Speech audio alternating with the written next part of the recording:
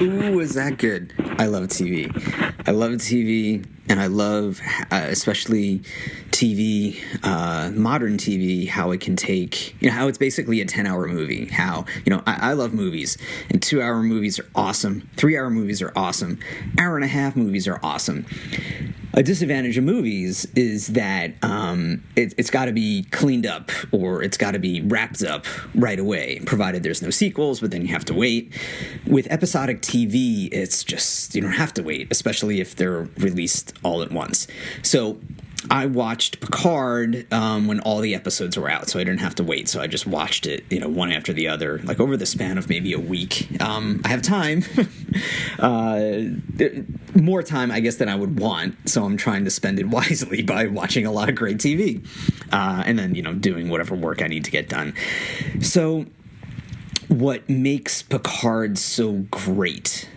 Not only the character, I'm talking about the character and the show, is that the show has taken the best of Star Trek, whether it's the technology, whether it's the philosophizing, whether it's the moral dilemmas, and they've enhanced them so much under the context of modern TV, where there's not necessarily good guys, valiant good guys, and the mustache-twirling bad guys.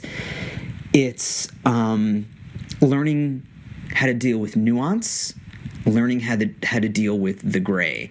And I'm a big Next Generation fan, and I thought Next Generation handled the gray really well, and like I said, Picard is just amplifying that. And how it also amplifies, and Next Generation did it too, his amplifying his PTSD. I don't think they did it enough. They had like maybe 4 or 5 episodes at most after his Borg assimilation and saying how he dealt with it, but then they kind of put it by the wayside. Picard basically did it a whole season, for the most part. It didn't concentrate specifically on the PTSD. That wasn't a major plot point, but it was there. And it concentrated on the amazing life of such an amazing man, and it also concentrated on his flaws. So his flaws being how he's the guy to fix things, and even though he's fixed things before, it sometimes doesn't work out for whatever reason. Things beyond his control. As brilliant as he is, he's wrong and he's infallible, and that's what makes, compelling TV, and that's what makes compelling people. I mean, I rarely say the term no one or everything, or I rarely, at least I've been learning not to use the all or nothing thinking, but, no one is infallible. And that's what makes humans, humans. And that's what the show, especially this season, has tried to convey. And it's even conveyed that even non-humans can be infallible. And that's what's great about by non-humans, I mean what they call synths in the show. Because, as humans, we could hold the synths up to an ideal about things aspects of our lives that we want to happen, whether it's unlimited thinking capabilities, superpower strengths, immortality, the ability to calculate these amazing problems and equations and scientific problems instantaneously. But then the show also talks about the downsides of being synths as well, whether it's kind of like a naivete or an inexperience or holding on to that exact calculation of things without the human nuance that's in there. So I thought Picard, the show, did that really well. Now, Picard, the character, and just with Patrick Stewart's performance, now, I remember, like, the first season of Next Generation, I did not like. I thought it was really cheesy looking. I thought the acting was kind of wooden. They were starting to, develop a groove. And by season 2, they got it. I think it was Riker's beard. As soon as Jonathan Frakes grew the beard, the show became great. So it was working that out, and I think Picard started with such a history of just the universe and the characters and this world. And even if you're not a Star Trek fan, I think someone can still appreciate just the emotional weight that the show can bring, along with the performances of Patrick Stewart and the rest of the cast. Now, if someone is a Star Trek fan, seeing all the old characters come back, but not come back in a way of fan service, not come back in the way that Rise of Skywalker did, let's just bring this person back because, yeah. With Picard, it's let's bring these characters back, but give them a purpose. Give them a point of returning. Give them a context of returning.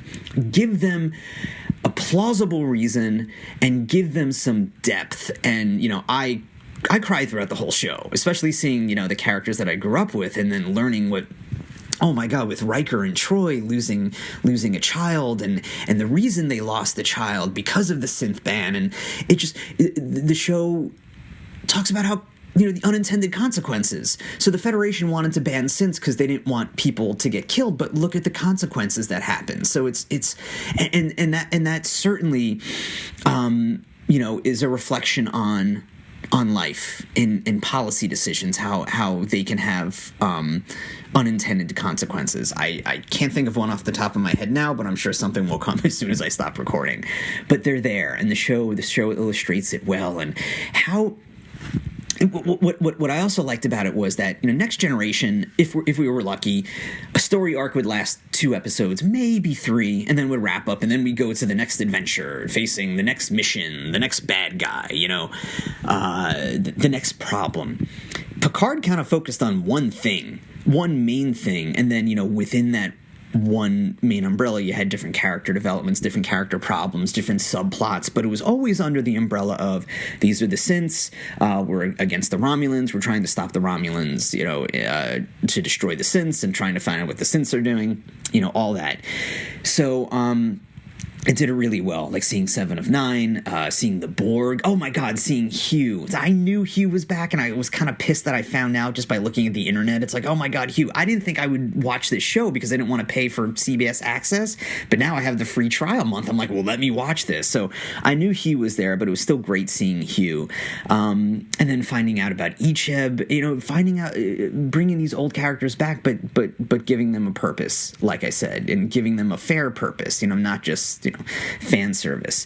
I really liked Elnor, his plot line about just how that character grew and how he was attached to Picard from a very young age.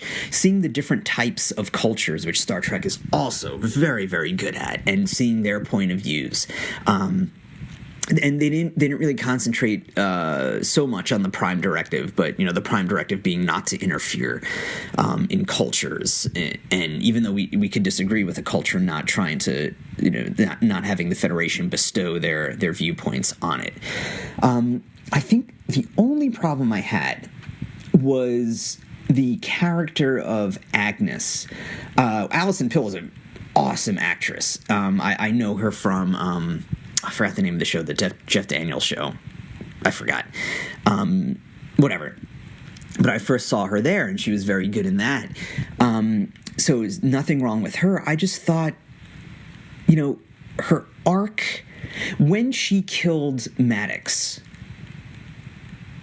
the reason they gave for it, I don't think was strong enough to justify murder. So that was one. The second thing was when the other characters found out that she killed Maddox, there really wasn't too many consequences for her action. I mean, she felt terrible, and, Dr. Soong said, shame on you, but there was no consequence, really. It just kind of like, all right, well, she made a mistake and she really believed this, therefore, we just let her go? So with Picard Season 2, I really hope they explore that some more, because that was kind of left a lot by the way. So that was the only thing that bothered me with this show. The other parts of Agnes's character were great. How the mind meld and how she struggled, but it was just the I guess the justification of murder and basically no consequences for it.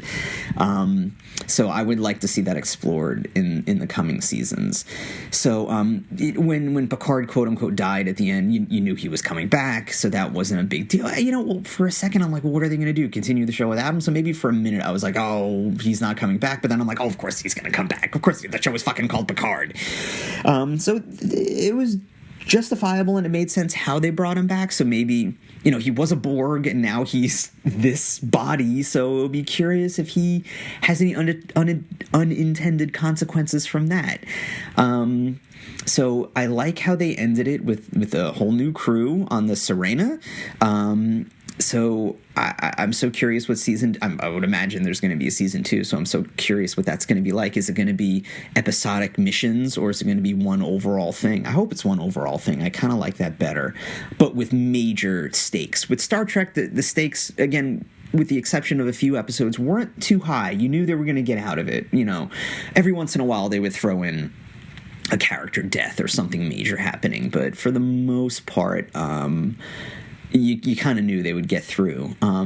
For the second season, I hope they bring back, again, not in a fan service way, but, there's Dr. Beverly Crusher, Wesley Crusher. I would love to see Will Wheaton back, and just to see what those characters are up to. And who was the other doctor who replaced Crusher for a while? Oh, I forgot her name, but she was cool too. She was on for a season. I want to see the whole crew. I want to see LaForge. I want to see the whole damn crew there, and just to see what they're up to, if they're still alive, what they're doing. So they kind of threw the spice in of the different characters. Oh, and one other thing I wasn't too fond of, and maybe this is a little nitpicky, when Picard sent out the distress call towards the end, and then there was the Deus Ex Machina, where the hero comes in and saves the day of the Federation, and then Riker was there all of a sudden, so that was a little fan servicey. So there was, I think, some fan service in that, how the Federation came at the last minute and how Riker just happened to be there. It was cool to see him, but he just happened to be there. So I really like what they did. I hope the show continues for a while. Patrick Stewart's just awesome. I saw Patrick Stewart live when I was in college, and it was him just giving a lecture on his life and career, and he did some Shakespeare monologues, and it was really, really good. And I remember, and I'll leave the podcast with this. I remember that he said, the night wouldn't be complete without a tribute to the great Jean-Luc Picard. So we're expecting like a monologue from Picard, and all Patrick Stewart did was I think he sat in a chair, he stood up, he fixed his pants, and then he sat back down. Like the way the way that Picard, and I think a lot of the actors, because the uniform was a little tight and it would like scrunch up and you would have to pull it down, so we kind of did that. So oh, and then let me just end. I already said I was going to end it, but we'll see if I end it talking about Data. Data's died so many times, but it looks like this is going to be the last for Data. It was a good death. Oh my God, Worf! Speaking of a good death, Worf. We got to bring Worf back. All the crew, but with Data, it's that trope of, what makes human life so great is that it's finite. I don't believe that I want to live forever. I understand the unintended consequences of, seeing loved ones die, but I just want to stick around and see what happens. I want to see the technology go. I want to keep going. But Data didn't, and he had his reasons for it, and he felt that he lived, quote unquote, lived long enough, and he just wanted to complete his human experience, because the Data arc from the very, very beginning of Next Generation was, I want to be human, kind of like Pinocchio, which Riker alluded to in one of the first Next Generation episodes.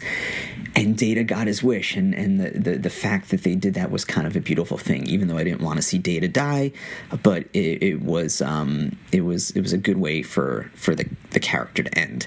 So and I guess this is a good way for the podcast to end. So you can find me on Twitter at MMAM Podcast. You can find me on Facebook at MMAM Podcast, and you can email me at mmampodcast@gmail.com, and like I said in my last podcast, if anyone is feeling anxious, sad, angry, lonely about the coronavirus and the quarantine that's going on, drop me a line, and maybe we can try and work something out. I don't know. But even if it's just like, this is what I'm feeling, I can at least, at the very least, validate those feelings, because your feelings are your feelings. All right? So, to quote the great Jerry Springer, take care of yourself and each other. All right, bye.